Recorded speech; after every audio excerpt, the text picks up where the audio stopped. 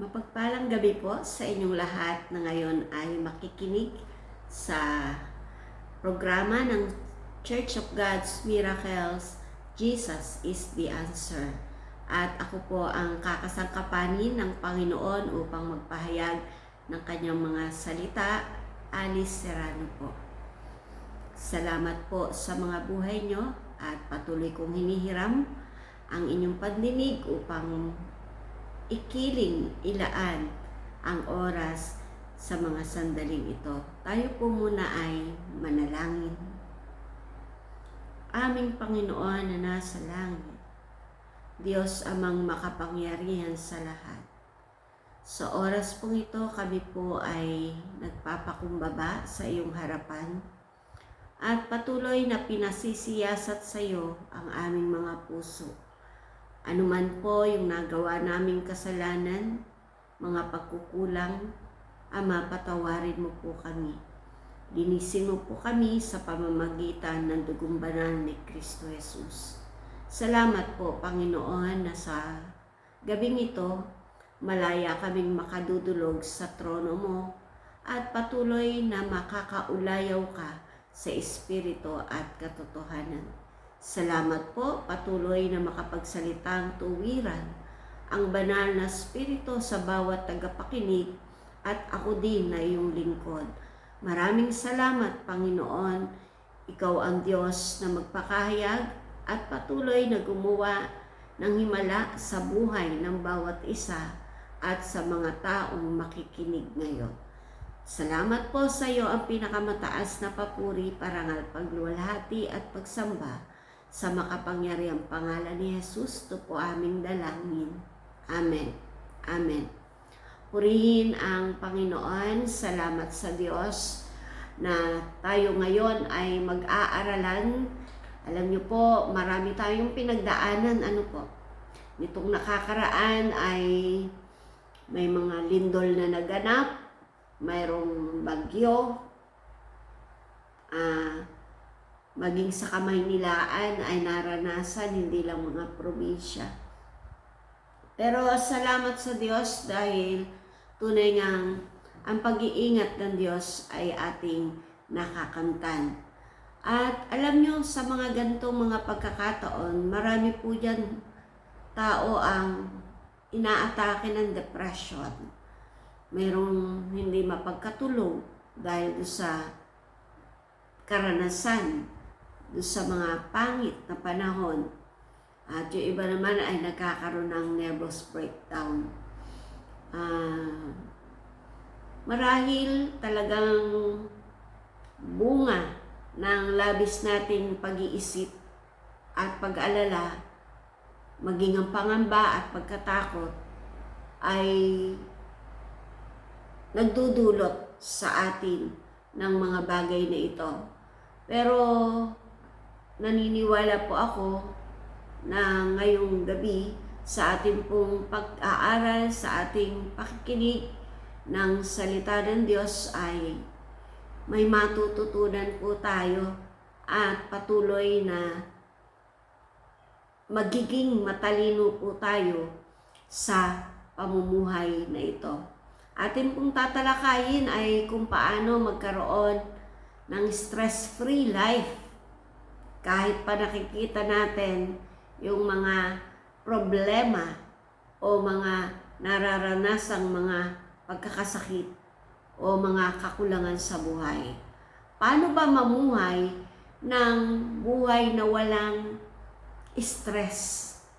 Para ang hirap pero tinuturo po ng Biblia sa aklat ng Mateo 6:34, kaya nga huwag ninyong ikabalisa ang para sa araw ng bukas, dahil ang bukas ang bahala sa sarili nito. Sapat na ang inyong mga suliranin sa bawat araw. Yun po ang turo sa atin ng ating Panginoon, yung huwag nating ikabalisa ang araw ng bukas. So ang unang puntos po natin, live one day at a time. Mamuhay tayo para sa araw lang na ito. Huwag tayong mag-isip ng kung ano-ano para sa kinabukasan, kung ano yung gagawin sa bukas o sa mga darating na panahon. Kailangan kung ano yung araw ngayon, yun lang ang maging laman ng ating mga isipan. Sa panalangin sa aklat ng Mateo 6:11 na itinuro ng Diyos, ang sabi po rito, bigyan mo kami ngayon ng aming pagkain sa araw-araw. So makita po natin na ang paghingi sa Diyos ay sa bawat araw. Hindi tayo manghihingi, Lord, bigyan mo kami ng pagkain para sa loob ng isang taon. Hindi po yun. Ayaw ng Diyos na tayo ay mababalisa. Kailangan ang isip natin nakatuon lang sa problema o para sa araw na ito lang o para sa isang araw lamang. Kaya po maraming nai-stress, di po ba? Kasi malayo pa, namumblema na. Halimbawa, may naringan nga ako pag minsan. Nasa kinder pa ang anak, nag-iisip na kung paano pag nag-college to. Diba? Kasi kinder pa lang, laki na ng tuition fee. Ngayon, ang niisip niya, paano na pag-college? Kaya ko pa ba na suportahan? So, yun po. Kaya, liit pa nung bata, stress na yung nanay. At ang iniisip na ay ang kinabukasan ng bata. Kung ano yung kukuhain kurso. Yan, mga ganyan, di ba?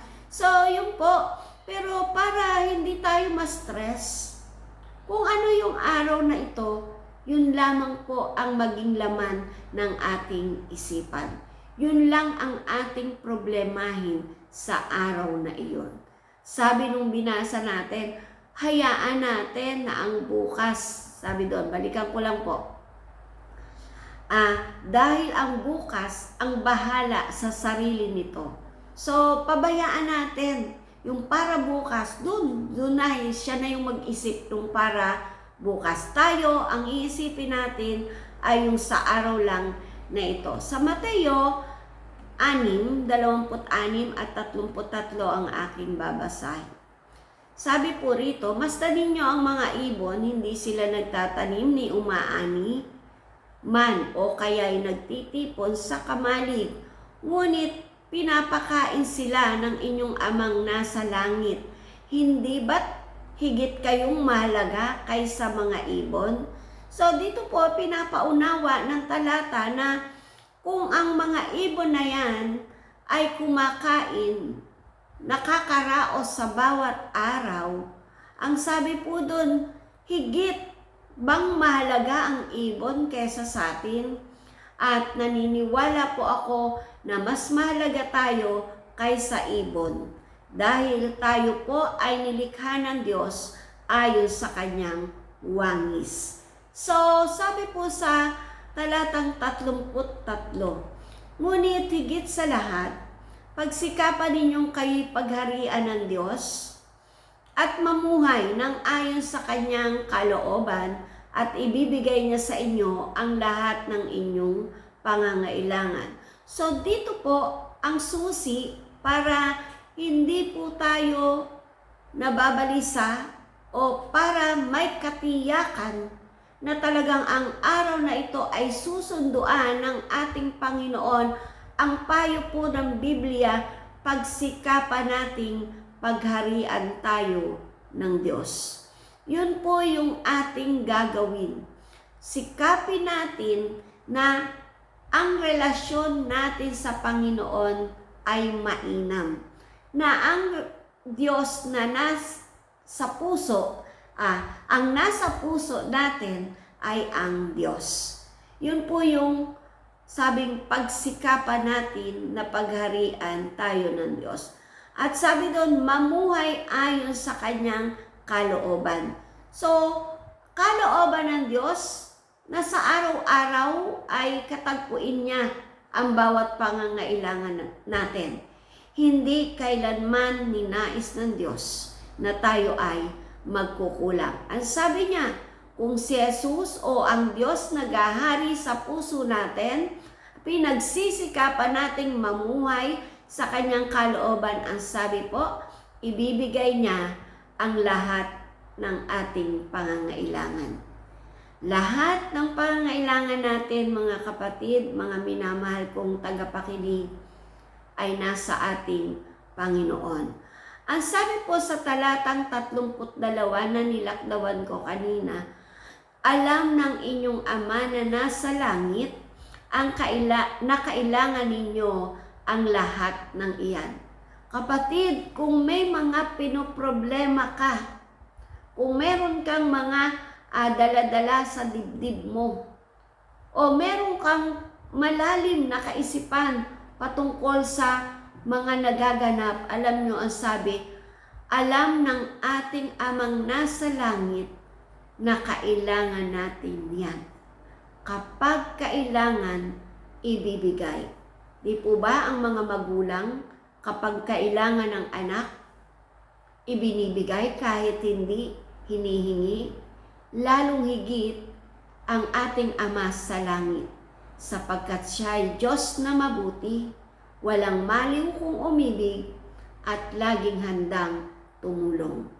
Yun po ang unang puntos, para hindi ka ma-stress. Live one day at a time. Pangalawa, cast all your care to God. Ilagak mo ang iyong mga kabalisahan sa Panginoon. Sinabi rin po yun ng Biblia, unang Pedro 5:7, na inyong ilagak sa Kanya ang lahat ng inyong kabalisahan sapagkat kayo'y ipinagmamalasakit niya. So, ang linaw po, di po ba, na nagmamalasakit sa atin ang Diyos. Kung kaya't kung meron kang kabalisahan sa buhay mo ngayon, ang tanging susi ay ilagak mo sa Kanya. Ipaubaya natin sa Diyos. Siya po ang bahala doon. Siya po ang bahala. Tanging Diyos ang makakaalam ng bawat mangyayari ngayon at mangyayari sa araw ng bukas. Lahat ng nangyayari sa mundo ngayon at ang mangyayari sa kabuuan ng mundo, tanging Diyos ang nakakaalam at siya ang may kontrol. Sa aklat ng Mateo 10, talatang 29-31. Excuse me po.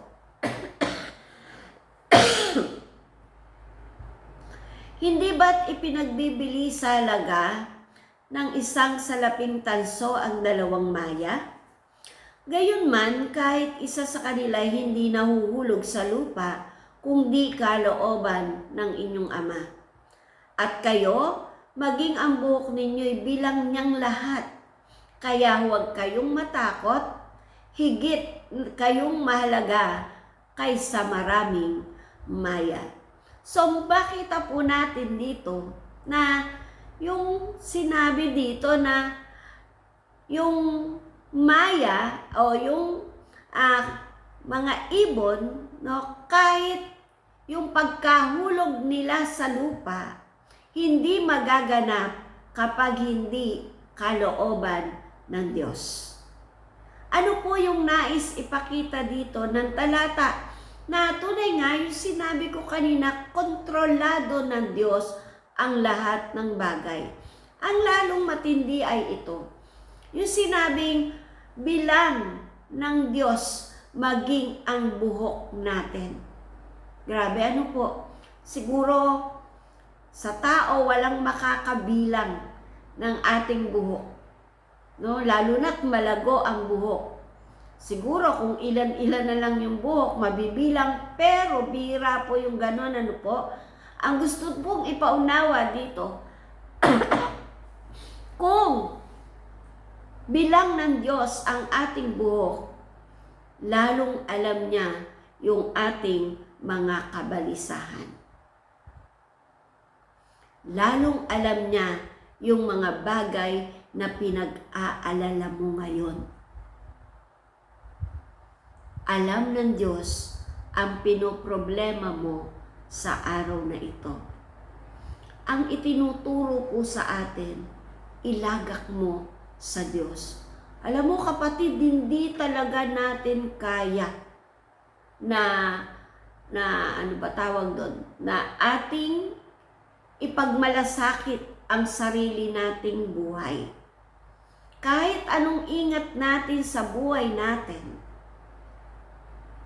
kapag may naganap at kalooban ng Diyos, magaganap. Naunawaan niyo po? No? Ibig sabihin mga kapatid, talagang para hindi ka nai-stress, ilagak mo na lang sa Diyos. Bahala ang Diyos dyan.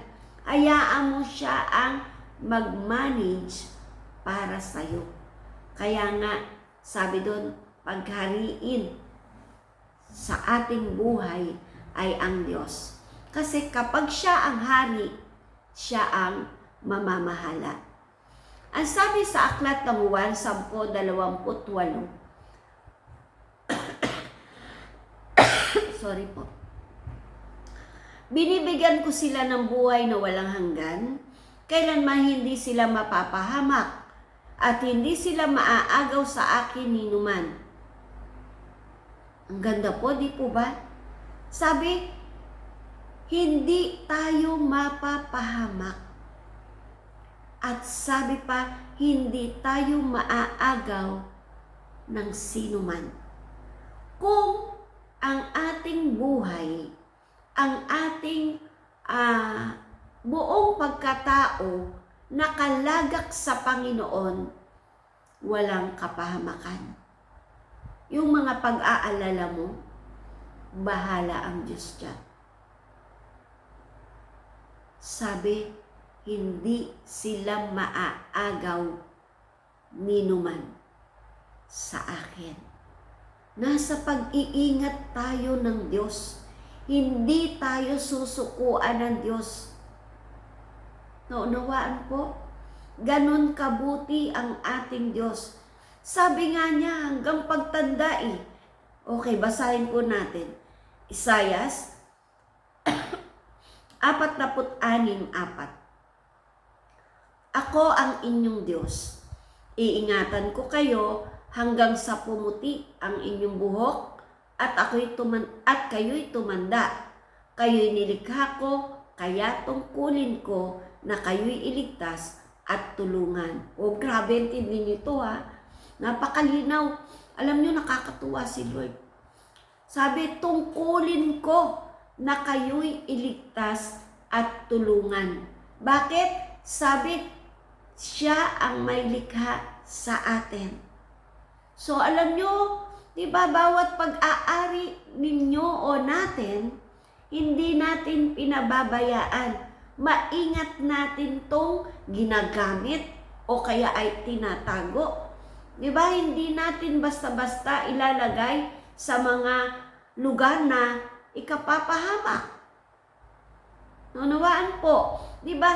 Lalong higit ang ating Diyos. Pangako niya, iingatan niya tayo.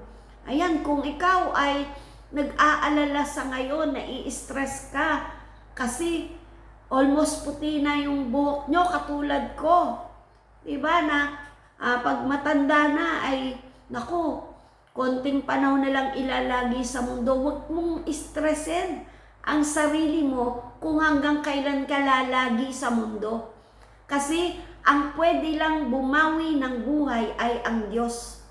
Kaya kung maglalagak tayo sa Panginoon, nitong alalahanin natin na to, ang sabi ng Panginoon, tungkulin ko na kayo'y iligtas at tulungan.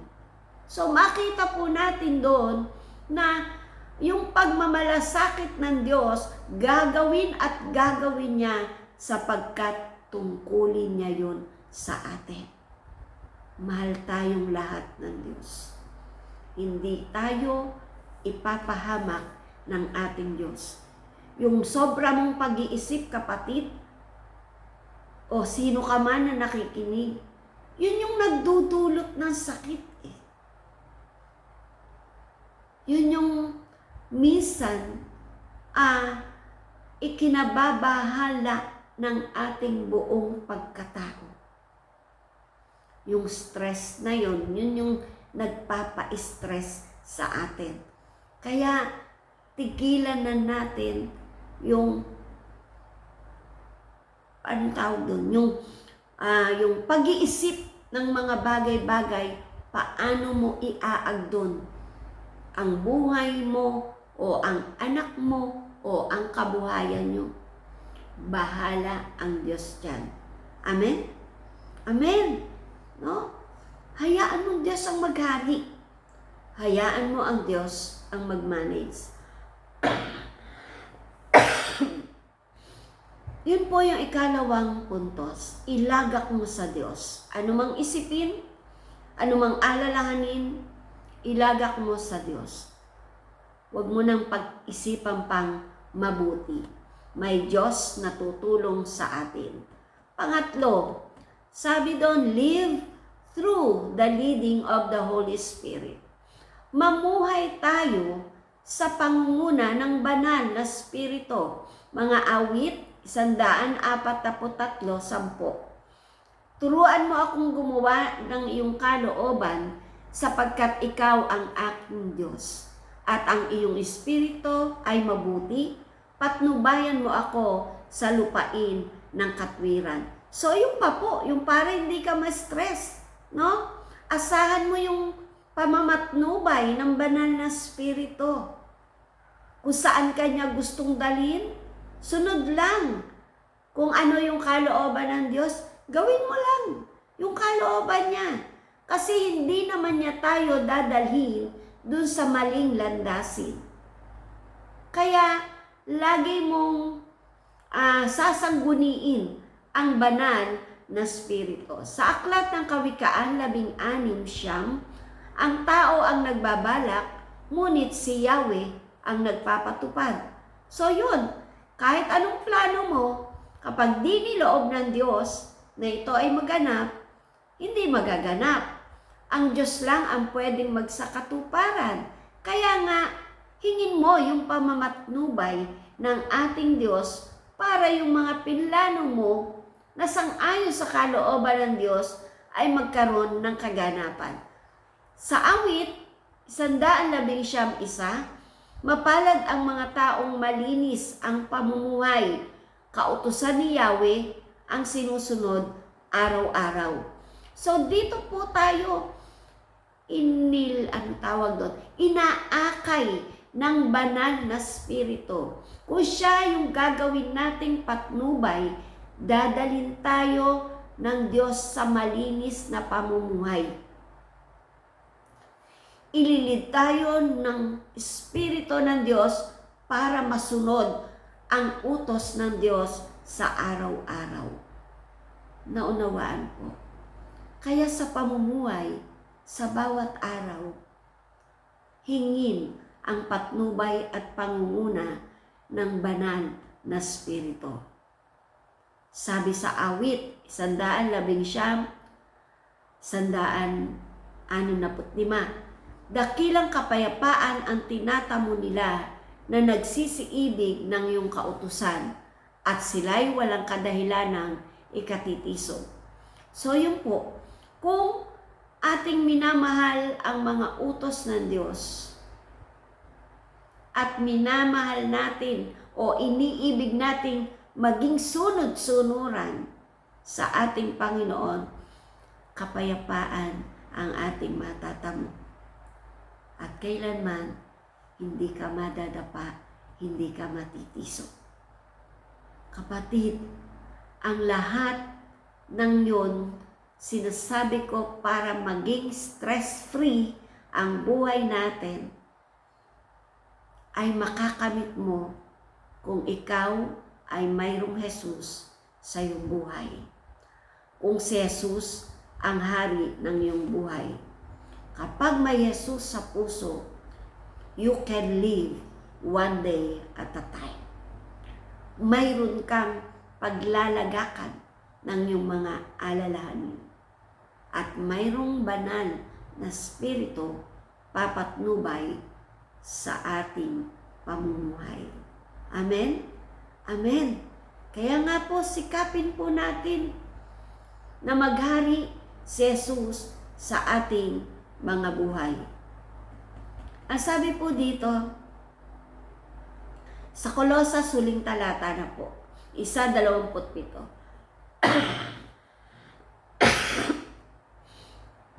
Na sa kanila ay minagaling ng Diyos na ipakilala kung ano ang mga kayamanan ng kaluwalhatian ng hiwagang ito sa gitna ng mga hentil, na ito'y si Kristo na nasa inyo, na pag-asa ninyo sa kaluwalhatian.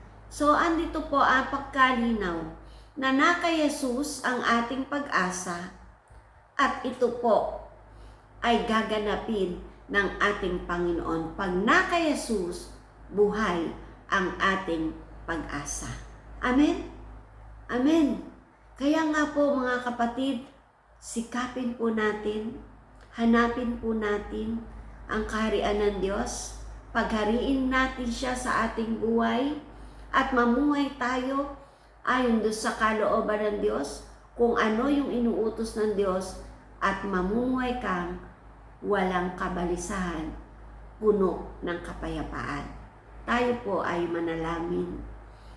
Aming Ama na nasa langit, maraming pong salamat sa hatid mong mabuting balita sa mga tagapakinig at sumusubaybay ng Jesus is the Answer.